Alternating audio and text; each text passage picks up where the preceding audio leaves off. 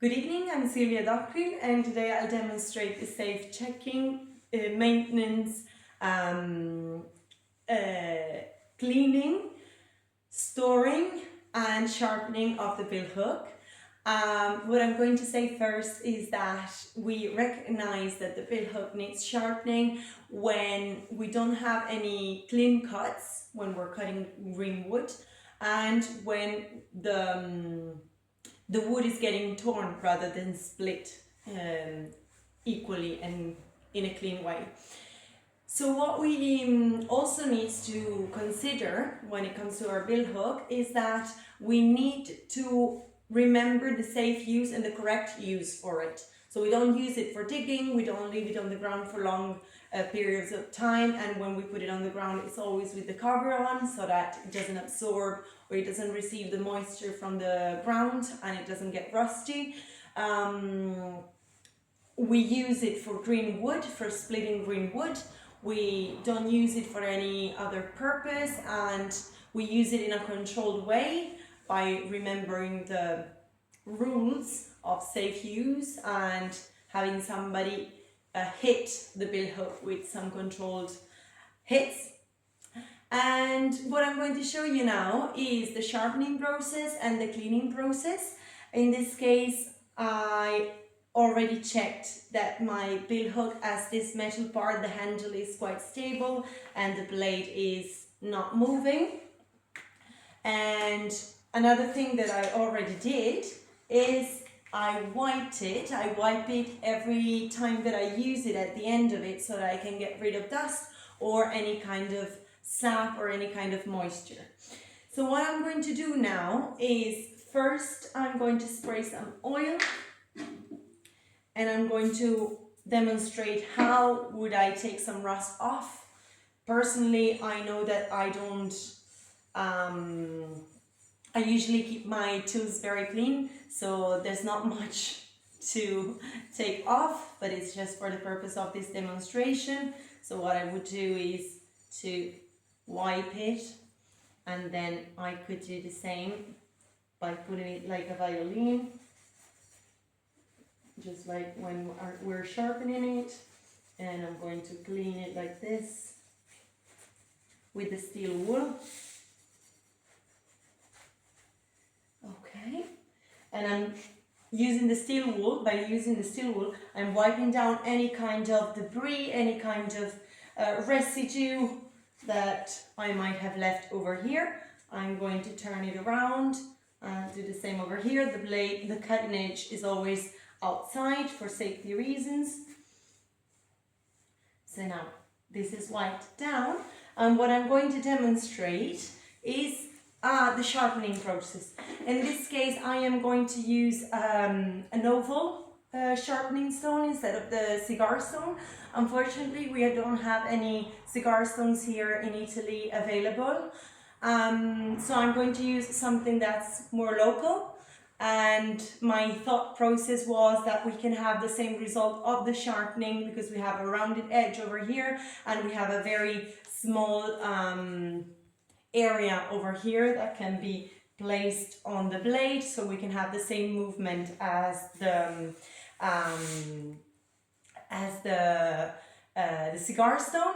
And following forest school ethos and values, we are choosing something that is local.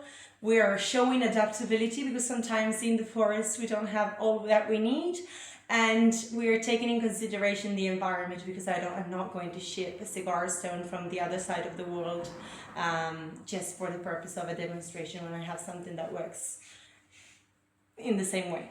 So what I'm going to do is now I'm going to place myself over here so that I can hear and see the stone and see if I'm placing it at the right angle.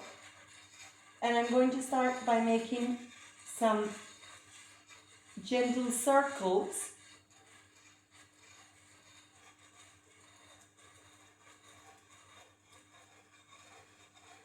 What I'm trying to hear is that the sound is high enough, and that means that we're sharpening the blade instead of dulling it.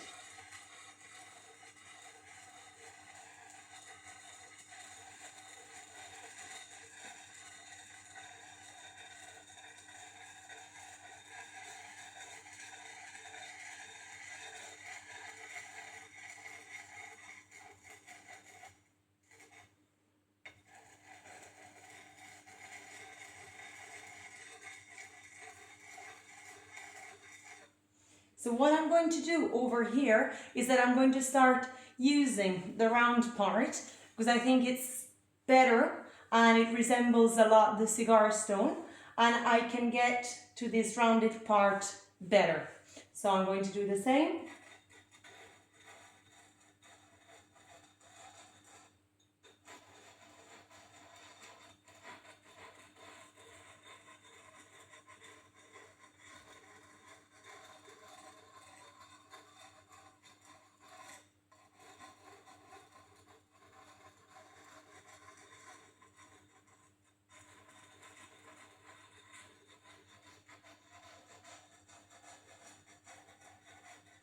And I'm making sure that I get to the tip over here.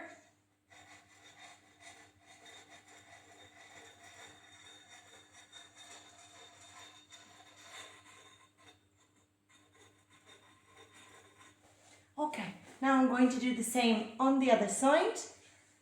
Blade always outside of our body. And I'm going to start with this one. I know that this bill hook is quite sharpened already, so I'm just maintaining the blade as sharp as it can be.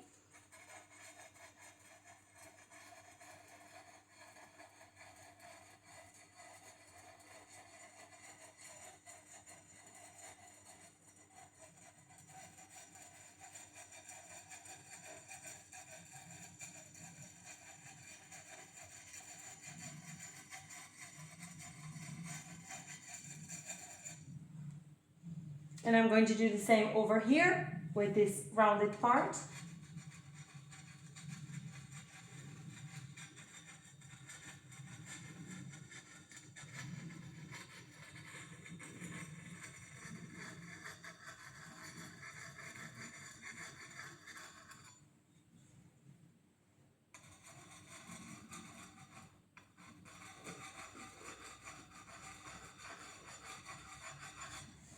Okay, I think my blade is sharpened. So what I'm going to do now is wipe the dust and all the metallic debris that I might have over here.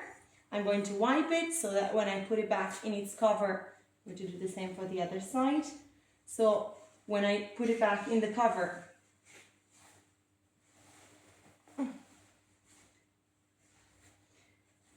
the blade doesn't get ruined by this metallic debris. Okay, so I see that it's clean now. I'm going to put some extra oil on it on both sides.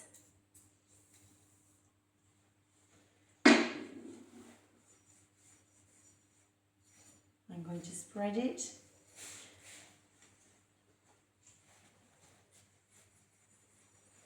Around. And something very important, let's try to choose organic oils so that we have the least impact on our woodland, on our forest. And then I'm going to put it back in its cover, and I'm going to put it in the safe designated tool area so that it stays in a dry and safe place. Thank you.